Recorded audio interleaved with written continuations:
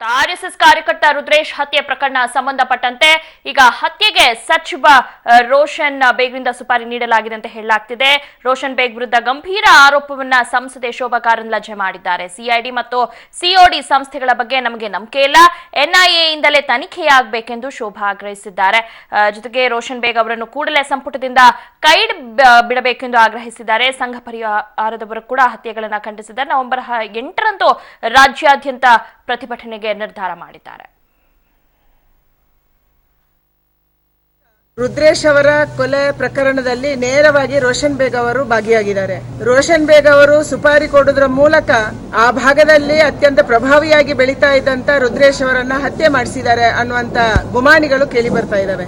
ಇದೊಂದು ವ್ಯವಸ್ಥಿತವಾದಂತ ರಾಜಕೀಯ ಕೊಲೆ ಅನ್ನುವಂಥದ್ದನ್ನು ನಾವು ಮೊದಲಿಂದ ಹೇಳ್ತಾ ಬಂದಿದ್ದೀವಿ. ರಾಜು ಹತ್ಯೆ ಪ್ರಕರಣ, ಪ್ರಶಾಂತ್ ಪೂಜಾರಿ ಅವರ ಹತ್ಯೆ ಪ್ರಕರಣದಲ್ಲಿ ಕೂಡ ಇದೇ ಮಾದರಿಯ ಆರ್ಎಸ್ಎಸ್ ಕಾರ್ಯಕರ್ತ ರುದ್ರೇಶ್ ಹತ್ಯೆ ಪ್ರಕರಣ ಸಂಬಂಧಪಟ್ಟಂತೆ ಸಚಿವ ರೋಷನ್ ಬೇಗ್ ಮೇಲೆ ಏನು ಶೋಭಾ ಕರಂದ್ಲಾಜೆ ಆರೋಪ ವಿಚಾರವಾಗಿ ಸಂಸದೆ ಶೋಭಾ ಹೇಳಿಕೆಗೆ ಸಚಿವ ರೋಷನ್ ಬೇಗ್ ಪ್ರತಿಕ್ರಿಯೆಯನ್ನ ನೀಡಿದ್ದಾರೆ. ಶೋಭಾ ಕರಂದ್ಲಾಜೆ ಪ್ರಚಾರಕ್ಕಾಗಿ ನನ್ನ ಮೇಲೆ ಆರೋಪ ಮಾಡಿದ್ದಾರೆ. ಶೋಭಾ ಕರಂದ್ಲಾಜೆ ಅವರ ಆರೋಪದಲ್ಲಿ ಸತ್ಯ ಇಲ್ಲ.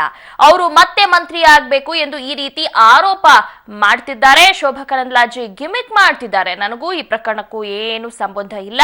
ನಾನು ಯಾವುದೇ ತನಿಖೆಗೆ ಸಿದ್ಧ. ಸಿಬಿಐಗೆ ಅಥವಾ ಎನ್ಐಎಗೆ ಈ ಪ್ರಕರಣ ನೀಡಲಿ ಅಂತ ಬೆಂಗಳೂರಿನಲ್ಲಿ ಸಚಿವ ರೋಷನ್ ಬೇಗ್ ಹೇಳಿಕೆಯನ್ನ ನೀಡಿದ್ದಾರೆ. ಶೋಭಾ ಕರಂದ್ಲಾಜೆ ಅವರು ಏನು ನನ್ನ ಮೇಲೆ ಆರೋಪ ಮಾಡಿದ್ದಾರೆ, ಆ ಆರೋಪಕ್ಕೆ ನಾನು ತಿರಸ್ಕಾರ ಮಾಡ್ತೀನಿ. ಟೋಟ್ಲಿ ನಾನು ಡಿನೈ ಮಾಡ್ತೀನಿ. ಇದು ಚೀಪ್ ಪಾಪ್ಯುಲಾರಿಟಿಗೆ, ಪಬ್ಲಿಸಿಟಿಗೋಸ್ಕರ ಶೋಭಾ ಅವರು ನನ್ನ ಮೇಲೆ ಹೀಗೆ ಆರೋಪ ಮಾಡಿದ್ದಾರೆ. ಇದು ಶೋಭಾ ಅವರಿಗೆ ಶೋಭೆ ತರೋದು.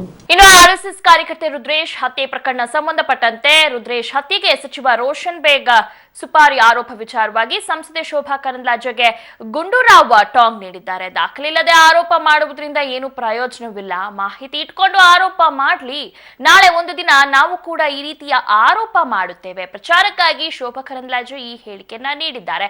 ಹೇಳಿಕೆಗೆ ಬದ್ಧರಾಗಿದ್ದರೆ ಮಾಹಿತಿ ಸಮೇತ ಬನ್ನಿ, ಇಲ್ಲದಿದ್ರೆ ಕ್ಷಮೆ ಕೇಳಿ ಅಂತ ಬೀದರ್ನಲ್ಲಿ ಶೋಭಾ ಕರಂದ್ಲಾಜೆಗೆ ದಿನೇಶ್ ಗುಂಡೂರಾವ್ ಟಾಂಗ್ ನೀಡಿದ್ದಾರೆ. ಬಿಜೆಪಿಯವರಷ್ಟು ಡೋಂಗಿಗಳು ಯಾರೂ ಇಲ್ಲ. ಬಿಜೆಪಿಯಷ್ಟು ಸುಳ್ಳು ಹೇಳ್ತಕ್ಕಂಥ ಲೀಡರ್ಸ್ ಯಾರೂ ಇಲ್ಲ. ಎಲ್ಲ ಓಟ್ಗೋಸ್ಕರ ಗಿಮಿಕ್ ಮಾಡ್ತಕ್ಕಂಥ ಪಕ್ಷ ಅದು. ನೋಡಿ, ಶೋಭಾ ಕರಂದ್ಲಾಜೆ ಅವರಿಗೆ ಏನಾದರೂ ಈ ಥರ ಹೇಳಿಕೆ ಕೊಡಬೇಕಾದ್ರೆ ಪ್ರೂಫ್ ಇಲ್ದೇ ಮಾತಾಡಿದ್ರೆ ಪ್ರಯೋಜನ ಇಲ್ಲ. ಪ್ರಚಾರಕ್ಕೋಸ್ಕರ ಅವರು ಇನ್ವಾಲ್ವ್ ಆಗಿದೆ ಅಂದರೆ ಪ್ರೂಫ್ ಕೊಡಲಿ. ಪ್ರೂಫ್ ಇಲ್ದೇ ನಾನು ಅವ್ರು ಮಾಡಿದ್ದಾರೆ ಇವ್ರು ಮಾಡಿದ್ದಾರೆ ಹೇಳಿದ್ರೆ ನಾಳೆ ನಾವು ಹೇಳ್ಬೋದು, ಯಾರೋ ಚಿಕ್ಕಮಂಗ್ಳೂರಲ್ಲಿ ದಲಿತರ ಮೇಲೆ ಹಲ್ಲೆ ಆಯಿತು, ಬಜರಂಗ ದಳವ್ರು ಮಾಡಿದ್ರು, ಶೋಭಾ ಕರಂದ್ಲಾಜೆ ಅಲ್ಲಿ MP ಇದ್ದಾರೆ, ಅವರೇ ಅದಕ್ಕೆ ಕಾರಣ ಅಂತ ನಾನು ಹೇಳ್ಬೋದು.